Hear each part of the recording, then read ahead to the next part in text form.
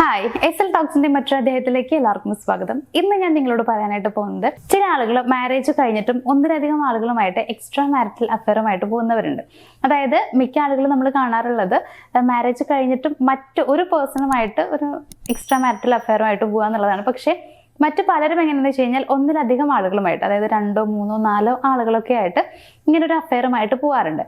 അപ്പൊ അതിന്റെ കാരണങ്ങൾ എന്തൊക്കെയാണെന്നുള്ളതാണ് ഇന്ന് ഷെയർ ചെയ്യാനായിട്ട് പോകുന്നത്. ഇതിനുള്ള ഒന്നാമത്തെ പോയിന്റ് എന്ന് പറയുന്നത് ഒന്നിലധികം ആളുകളോട് തോന്നുന്ന ഇമോഷണൽ കണക്ഷൻ ആണ്. അതായത് ഇവർക്ക് നിലവിൽ അവരുടെ മാരേജ് ലൈഫിലുള്ള ആ ഒരു പേഴ്സണുമായിട്ട് ഒരു ഇമോഷണൽ കണക്ഷൻ ഉണ്ടാക്കിയെടുക്കാൻ പറ്റിയിട്ടുണ്ടാവില്ല. അതുകൊണ്ട് തന്നെ ഇപ്പൊ നമുക്ക് തന്നെ അറിയാം, നമ്മൾ ഒരാളെ പരിചയപ്പെട്ട് കഴിഞ്ഞാൽ നമുക്ക് എന്തോ ഒരു ഇമോഷണൽ കണക്ഷൻ അവരായിട്ട് ഫീൽ ചെയ്യാറുണ്ടല്ലോ. അപ്പൊ അതേപോലെ ഇവർക്ക് നിലവിൽ ബന്ധത്തിൽ കിട്ടാത്തതുകൊണ്ട് തന്നെ പുറമേ സംസാരിക്കുമ്പോൾ മറ്റു പലരോടും അങ്ങനെ ഒരു ഇമോഷണൽ കണക്ഷൻ ഫീൽ ചെയ്യുന്നുണ്ടായിരിക്കും. അതായത് വല്ലാത്തൊരു അടുപ്പമൊക്കെ ഫീൽ ചെയ്യും. അപ്പൊ എല്ലാ കാര്യങ്ങളും തുറന്നു പറയുക, ആ രീതിയിലൊക്കെ ആയിരിക്കും. പിന്നെ അങ്ങോട്ട് ചാറ്റാവും, കോളാവും, പിന്നീട് അതൊരു അഫെയർ ആയിട്ടൊക്കെ മാറാറുണ്ട്.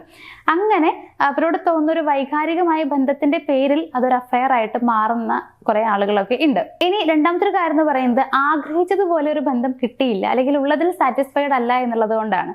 അതായത് അവർക്ക് നിലവിലുള്ള ആ ഒരു റിലേഷൻഷിപ്പ്, അവരുടെ മാരേജ് റിലേഷൻഷിപ്പ് അവർ ആഗ്രഹിക്കുന്നത് പോലെ ആയിരിക്കില്ല. അതുകൊണ്ട് തന്നെ മറ്റൊരു ബന്ധത്തെ ചൂസ് ചെയ്യുക എന്നായിരിക്കും അവർ വിചാരിക്കുന്നുണ്ടാവുക. പക്ഷേ ഈ ഒരു ബന്ധം വിടാനും പറ്റില്ല. അപ്പൊ അതുകൊണ്ട് തന്നെ അത് വെച്ചുകൊണ്ട് മറ്റൊരു ബന്ധം ചൂസ് ചെയ്യുന്നവരാണ് ഒട്ടുമിക്ക ആളുകളും. അതായത് ഈ ഒരു കാര്യമാണ് മിക്ക ആളുകളും നമ്മൾ കാണാറുള്ളത്. എന്നിട്ട് മറ്റൊരു റിലേഷൻഷിപ്പ് ചൂസ് ചെയ്യുന്നു, വീണ്ടും അവർക്ക് എന്തൊക്കെയൊക്കെയോ അവിടെ പോരായ്മകൾ തോന്നുകയാണ്, അപ്പൊ വീണ്ടും മറ്റൊരു റിലേഷൻഷിപ്പ് ചൂസ് ചെയ്യുന്നു.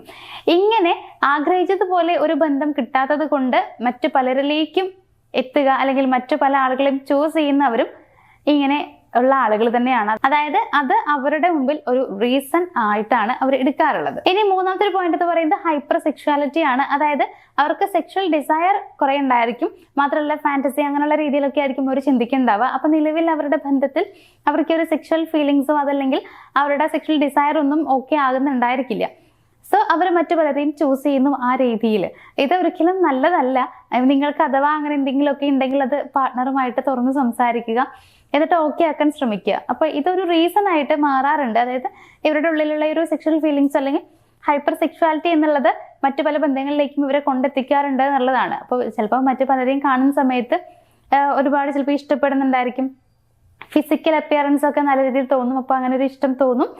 അപ്പൊ ആ രീതിയിലൊക്കെ ബന്ധം മുന്നോട്ട് കൊണ്ടുപോകുന്ന ആളുകളുണ്ട്. അതായത് ഹൈപ്പർ സെക്ഷുവാലിറ്റി എന്നുള്ളത് കൊണ്ട് തന്നെ അവർ മറ്റു പല ആളുകളുമായിട്ടും ബന്ധം വെച്ച് പുലർത്താറുണ്ട്. ഇനി നാലാമത്തെ ഒരു കാര്യം എന്ന് പറയുന്നത് സോഷ്യൽ മീഡിയ. നമ്മൾ ആദ്യം സോഷ്യൽ മീഡിയ യൂസ് ചെയ്യാത്ത ആളുകളില്ല. അപ്പോൾ അതുകൊണ്ട് തന്നെ സോഷ്യൽ മീഡിയയിലൂടെ എങ്ങനെയാണ് റിലേഷൻഷിപ്പ് ഉണ്ടാവുക എന്നുള്ളത് ഞാൻ പറഞ്ഞു തരേണ്ട ആവശ്യമില്ല.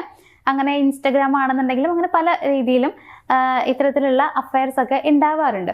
ചിലപ്പോൾ എന്തെങ്കിലുമൊക്കെ ഒരു മെസ്സേജ് വന്നു കഴിയുമ്പോൾ തിരിച്ച് റിപ്ലൈ കൊടുക്കുന്നു, അങ്ങനെ പിന്നെ അങ്ങോട്ട് മെസ്സേജ് അയക്കലായി, പിന്നെ വിളിക്കലായി, പിന്നെ അങ്ങോട്ട് ഡെയിലി വിളിക്കലും കാര്യങ്ങളായി ഒരു അഫെയർ ഒക്കെ ആയിട്ട് മാറാറുണ്ട്.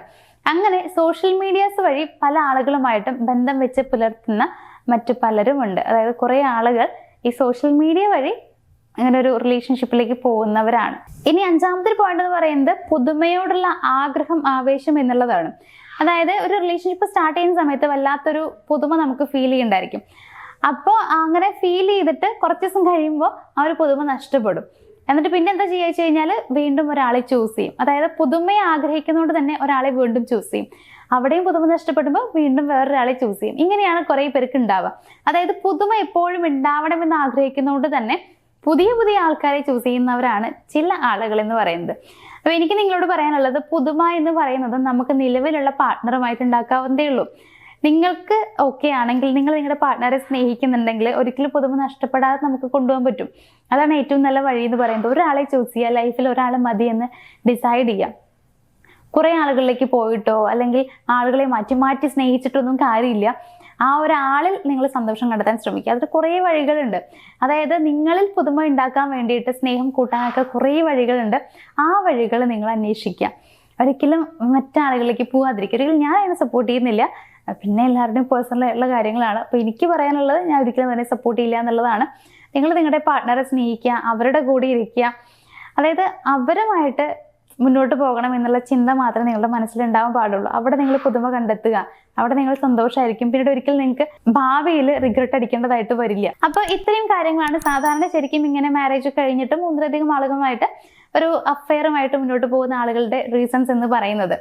അപ്പോൾ ഞാൻ ഈ പറഞ്ഞ കാര്യങ്ങളൊക്കെ നിങ്ങൾക്ക് ഏകദേശം ആ ഒരു രീതിയിൽ പോകുന്ന ആളുകളാണെങ്കിൽ കണക്ട് ചെയ്യാനായിട്ട് പറ്റുന്നുണ്ടായിരിക്കും. അപ്പോൾ ഇന്നത്തെ ഈ ഒരു വീഡിയോ ഞാനോട് വൈൻഡപ്പ് ചെയ്യുകയാണ്. അതിന് മുന്നേ നിങ്ങളുടെ റിലേഷൻഷിപ്പിൽ എന്തെങ്കിലുമൊക്കെ പ്രോബ്ലംസ് ഉണ്ടെങ്കിൽ നിങ്ങളൊരു കാര്യം ചെയ്യുക, നമ്മുടെ സ്ക്രീനിൽ നമ്പർ കൊടുത്തിട്ടുണ്ട്, ഒന്ന് കോൺടാക്ട് ചെയ്യുക, എന്താണ് പ്രോബ്ലം എന്നുള്ളത് പറയുക. അതിനുള്ള ഏറ്റവും നല്ല സൊല്യൂഷൻ ഞങ്ങൾ നിങ്ങൾക്ക് പ്രൊവൈഡ് ചെയ്യുന്നതാണ്. അപ്പോൾ ഇന്നത്തെ ഒരു വീഡിയോ ഞാനോട് വൈൻഡപ്പ് ചെയ്യുകയാണ്. നമുക്ക് മറ്റൊരു വീഡിയോയിൽ കാണാം. താങ്ക്